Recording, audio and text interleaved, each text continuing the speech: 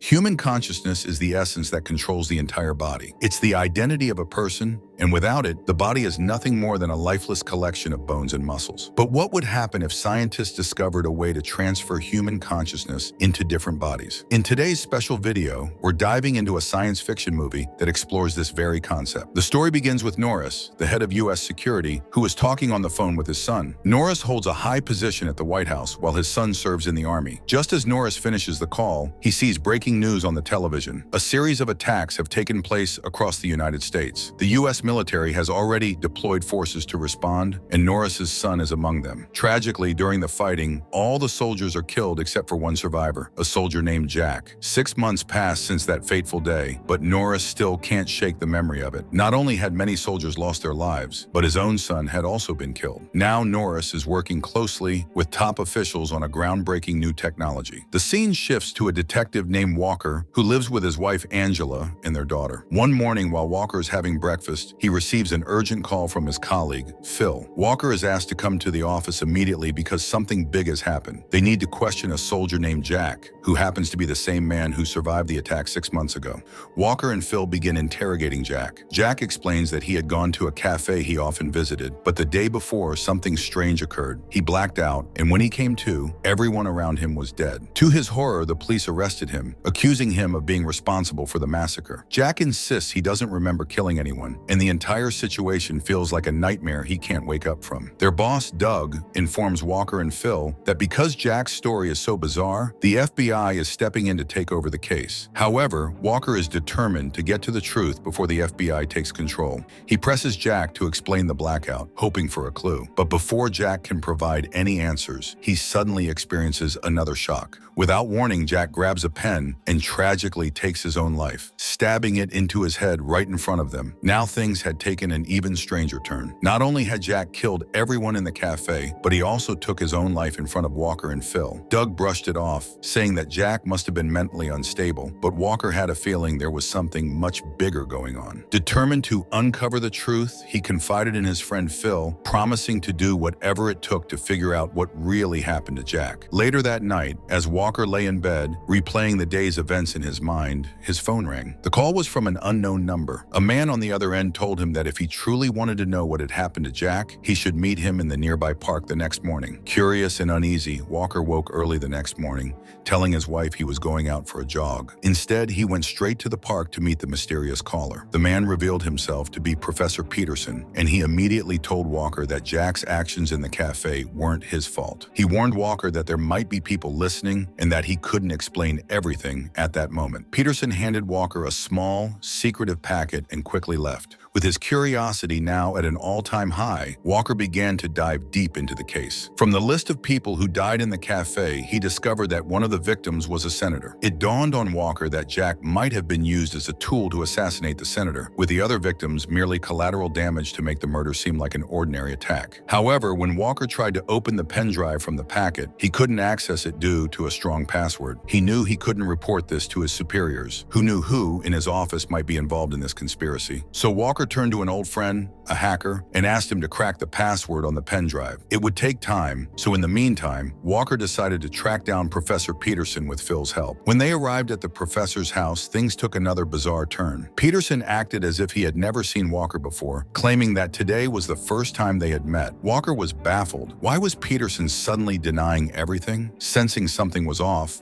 Walker asked to use the restroom. While inside, he snuck over to Peterson's personal computer, hoping to find some clue to explain the professor's strange behavior. As Walker continued digging through the files on the professor's computer, he found one marked as special research, something that caught his attention. However, like before, it required a password, leaving Walker frustrated and unable to uncover the details. Realizing they were at a dead end, Walker and Phil had no choice but to leave the professor's house empty-handed. On their way back, Phil expressed his belief that the professor was deliberately lying to them. He suspected that the professor was involved in something deeper. Things took a more ominous turn when they received a notification. Someone had tried to access the professor's computer, and that alert went straight to Norris, the head of security. It became clear that the professor was working for Norris and had been been conducting special research on his behalf. Immediately, Norris called the professor, informing him that someone had attempted to breach his system. The professor quickly realized it had to be Walker, who had snooped around while pretending to use the washroom. Norris made it clear Walker was now a problem, and they needed to deal with him. The next morning, as Walker was driving his daughter to school, a car suddenly sped up alongside them. Before he could react, the driver launched a brutal attack. Walker, focused on protecting his daughter, fought back, and in the chaos, the attacker was killed. However, his daughter was badly injured in the process. Back home, Walker's wife, Angela, who worked as a nurse, was furious. She believed this attack was a result of Walker's dangerous job, and now their daughter had paid the price. Angela demanded that Walker do whatever it took to keep their family out of harm's way, especially their children. Despite the turmoil at home, Walker was convinced that the attack had been orchestrated by the professor. After all, he and Phil had just visited the professor's house the day before.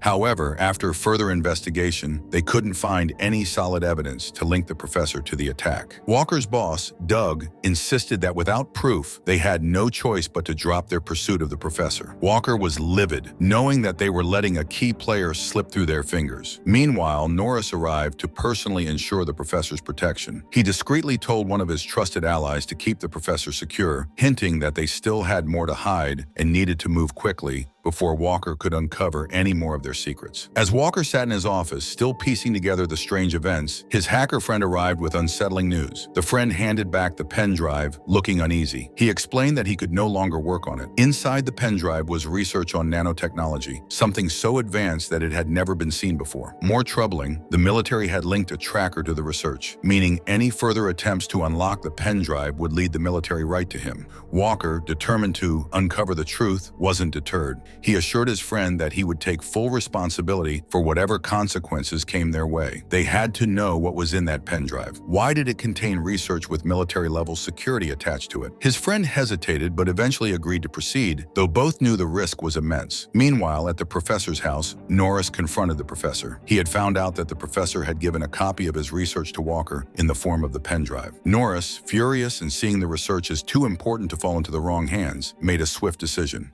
To protect the project, Norris killed the professor on the spot. Walker, still puzzled by the professor's earlier behavior, decided to visit him again, desperate for answers. After all, it was the professor who had originally reached out, handed him the pen drive, and then mysteriously changed his attitude. When Walker arrived at the professor's house, he was shocked to find the professor's lifeless body clearly murdered. While Walker sat in disbelief, his partner Phil, who had been worried about Walker, had followed him to the professor's house. When Phil arrived and saw Walker kneeling by the professor's body, his first thought was that Walker had killed him. But before Phil could react, Walker pleaded with him, insisting that he wasn't responsible, and begged for just 1 hour to prove his innocence. Despite his doubts, Phil trusted Walker and agreed to give him the time he needed. Walker quickly rushed home, knowing that the police would soon be on their way to arrest him. As he began packing his things ready to go on the run, his wife Angela, who had been sitting quietly outside, suddenly began acting strangely. Her behavior shifted into something erratic,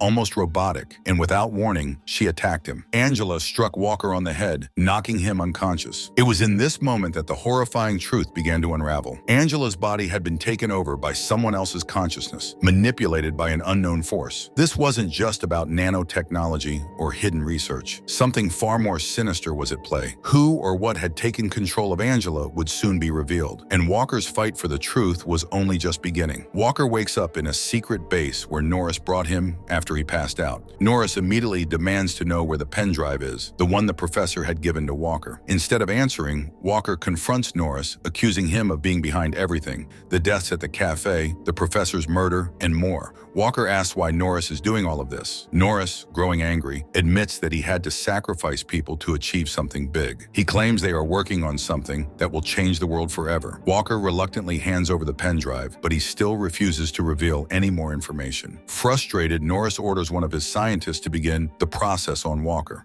They inject him with something, and soon Walker starts feeling strange, like he's losing control of his own body. Meanwhile, high-ranking military officials arrive at the base to meet with Norris. He proudly shows them a new mechanical robot, bulletproof and designed for combat. The officials are impressed, but ask to see the real project Norris has been working on. Norris finally reveals his secret weapon, a machine called nanotux. This machine allows them to swap a soldier's consciousness with another person's, so they can control that person and make them do anything they want. Norris demonstrates the technology by sending one of his soldiers' consciousness into an enemy in another country, forcing the enemy to kill everyone around them. Norris explains that while they can take over anyone, the soldier's consciousness must return to their own body before the host dies. If the host dies, both the soldier's consciousness and the host's consciousness will be lost forever. The dead host's mind would then remain trapped in the soldier's body. This project, called SWAP, excites the military officials, and they agree to include it in the U.S. Army's operations. Meanwhile, Walker, still under the effects of the injection, is in serious danger. Norris's scientist plans to extract and store Walker's consciousness in their database, intending to read his mind and learn everything he knows. When Walker is about to undergo the mind extraction process, something unexpected happens. A scientist named Chris, who was working at the base,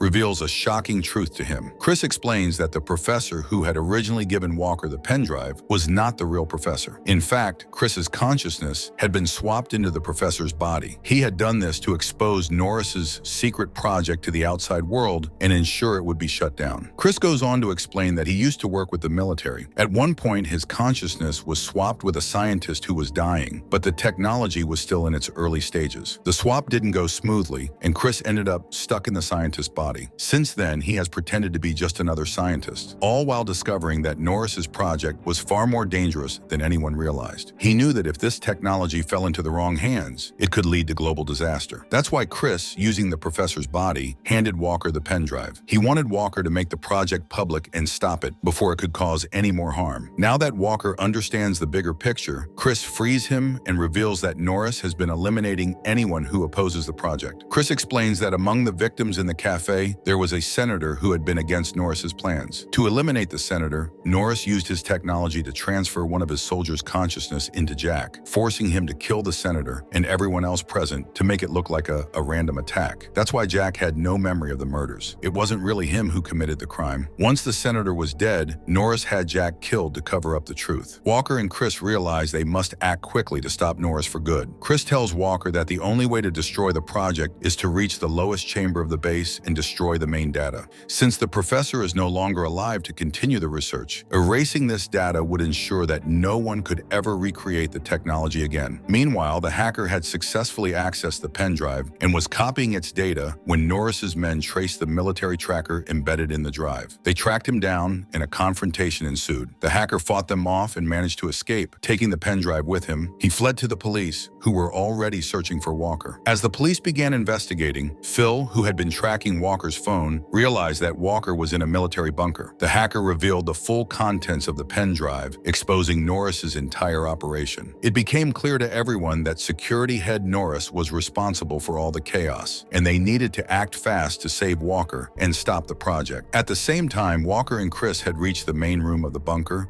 where they could destroy the project data once and for all. Without the necessary password, they resorted to shooting the system and initiating an emergency shutdown. But time was running out. Norris was about to announce his project in front of all the higher-ranking officials. Chris, sensing urgency, insisted they had to stop Norris immediately. Walker then proposed a daring plan. They could use the same machine to send his consciousness into Norris's body and expose the truth from within. Though the system was unstable from the damage, Walker managed to transfer his consciousness into Norris. In Norris's body, Walker began to reveal the truth about the project, how dangerous it was, how many lives Norris had taken, and the terrifying future this technology held. He made it clear that if the project continued, no one would have any privacy, and it had to be shut down forever. The military officials, many of whom were secretly supporting Norris, were furious. With no other choice, Norris, now controlled by Walker, confessed to his crimes in front of everyone, trapping his corrupt allies in the process. Meanwhile, Phil arrived at the bunker to rescue Walker. Chris explained that the machine had become unstable after the gunfire, and they needed to break it open to retrieve Walker's consciousness before it was too late. As Walker and Norris's body continued deleting the research data, the military officials,